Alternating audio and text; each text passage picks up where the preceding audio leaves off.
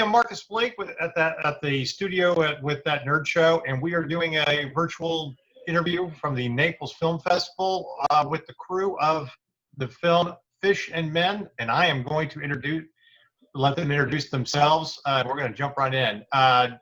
We'll start with Michael.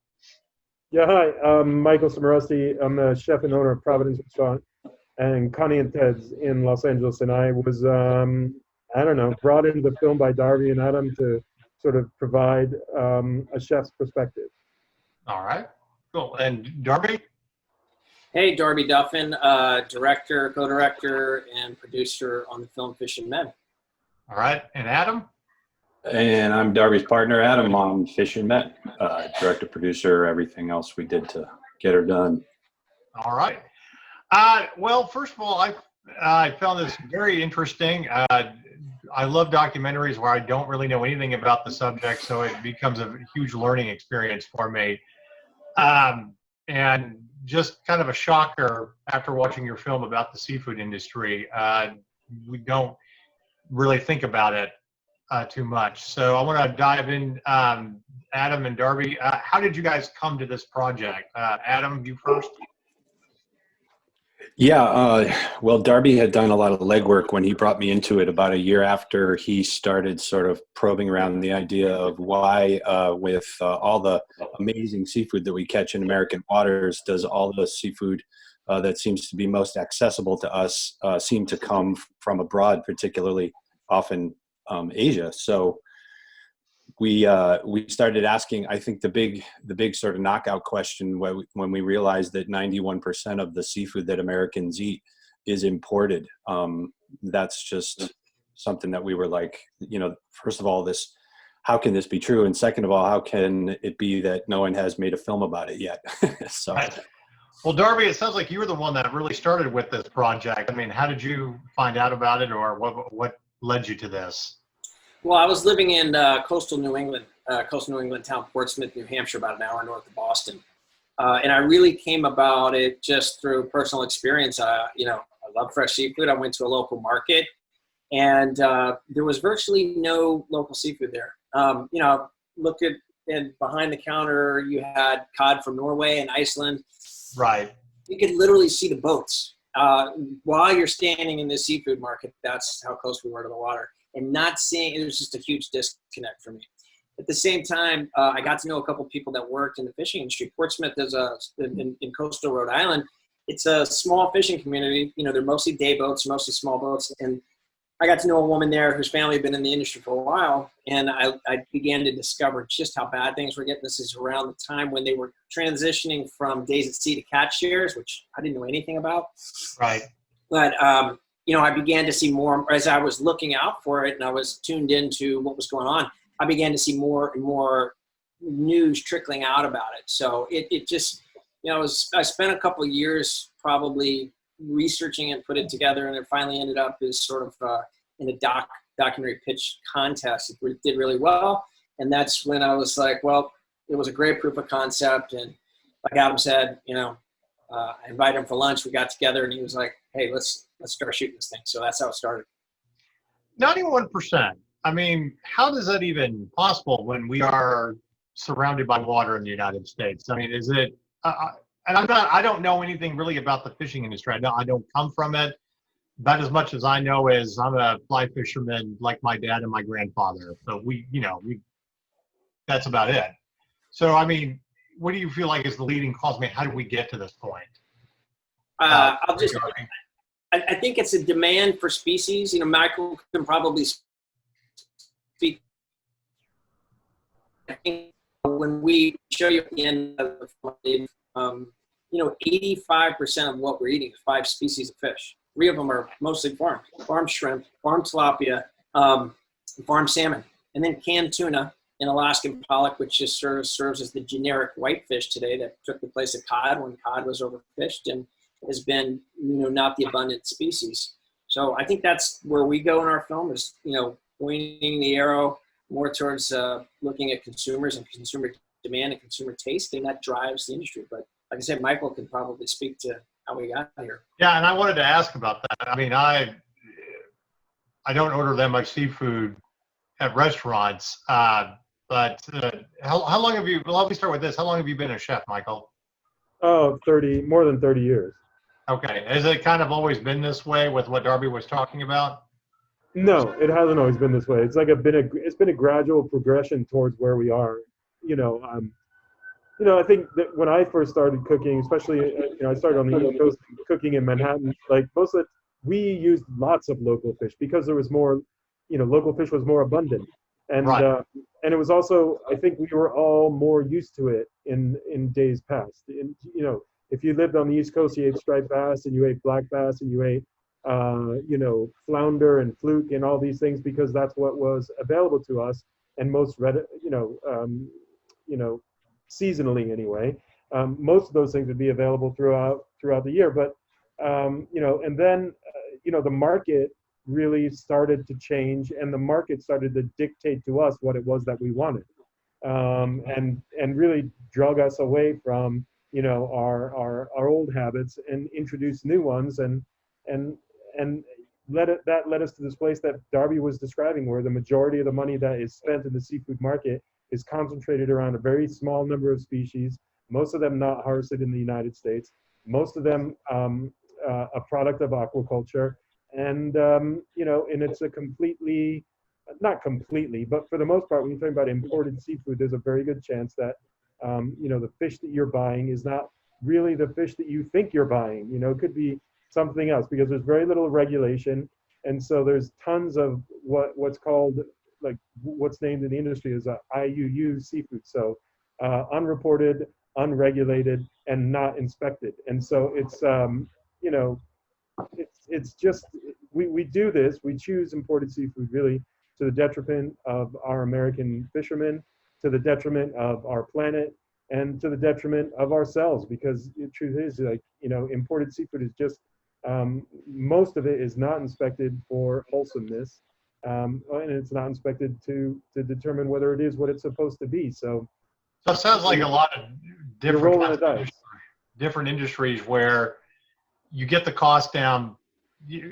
People will gravitate towards things that are not regulated as much, and they criticize government for having any kind of regulation, and it just makes it harder on the demand.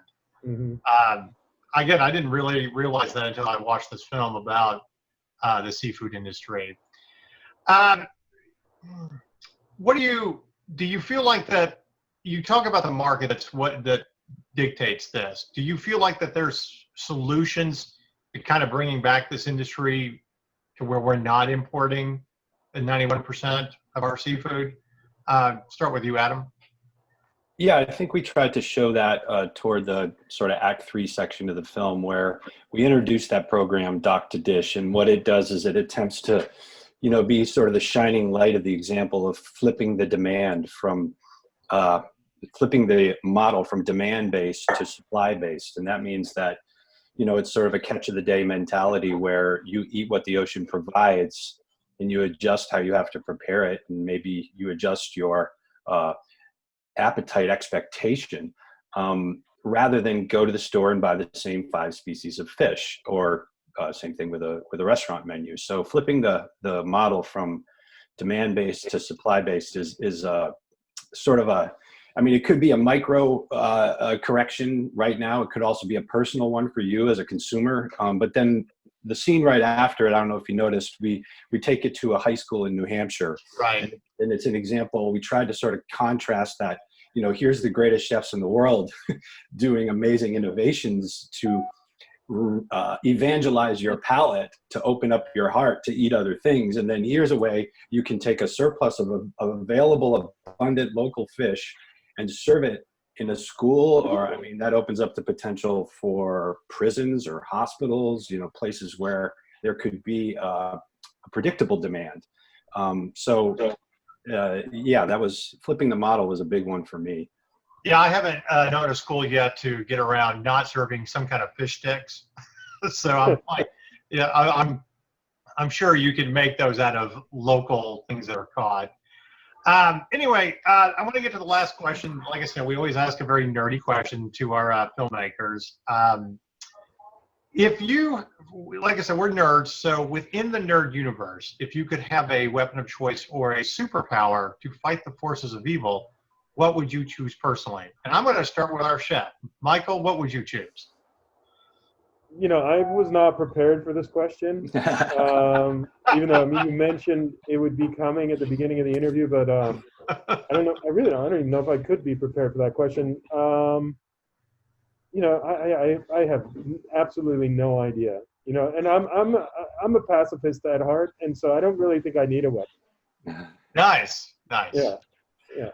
Darby, how about you? I'm gonna go with flying. Yeah, I think if I could get from point A to point B without. Don't let this influence you or anything. What's that? Don't let my T-shirt influence you or anything. No. Yeah, that's mine. Nice. Adam, how about you? I think from a filmmaking standpoint, what I would love is a patron who is a billionaire that I could call to fund my great ideas, even my not so great ideas. Nice. It's always a good. I know we're the billionaires that help fund independent film. So anyway, great film. Like I said, I'm glad that I watched it and learned a lot about this industry from it. So it was very informative. Good luck with it. I hope a lot of more people watch it and realize what's going on, and it does help to affect how this works, with our with American fishermen. Hello there, fellow nerds. I'm Marcus Blake, the editor and producer of That Nerd Show, and we need your help. That's right, we need your support. Like any news outlet, we rely on advertising and donations to keep the lights on. To be the greatest show in this universe, we need funding, and that's where you come in. Like most artists out there, we actually have a Patreon account, and we're asking for donations. But we're not just asking for you to give us money. We actually have stuff that we're going to be giving away if you donate. So we'll be uploading more and more videos to our Patreon account from YouTube, from our daily news to interviews with celebrities to gaming videos and all of our other individual shows that we are doing here in 2020. But to keep us going, we need a little bit of funding. And again, that's where you come in. So it can be as little as $1. $1 makes all the difference in the world. And you can do anywhere from $1 to $3 to $5, all the way up to $500. And we're going to be giving stuff away for your donations. So you could get some Nerd Power wristbands or any other wristbands from our series of wristbands that we're creating for nerds. You can get cool retro gaming t-shirts from our Nerd Swag shop if you make a donation of $20 or more. You can even get advertising on our website or within our videos if you make a purchase or donate $50 or more dollars. We have different tiers, like most artists. Want that new video game that's coming out this year? You want to be playing the same video game we are as we're reviewing it? Hey, you can do that with a $100 donation. Are you looking to get a new console before the year is out? Hey, $500 and you can get an Xbox One, a PlayStation 4, or even a Nintendo Switch. It just takes a little bit to help us. As little as $1 per video that we do. And we're going to have a variety of videos that you can help support. So if you like our content, if you like everything that we do as nerds, from honest conversations about pop culture to great celebrity interviews to wacky and fun gaming videos, then help support us on our Patreon account. You can check us out at patreon.com/thatnerdshow. You can check us out at patreon.com/that. Go to patreon.com/thatnerdshow and make your donation today. Even if it's just $1, we would greatly appreciate it. Thank you and stay nerdy.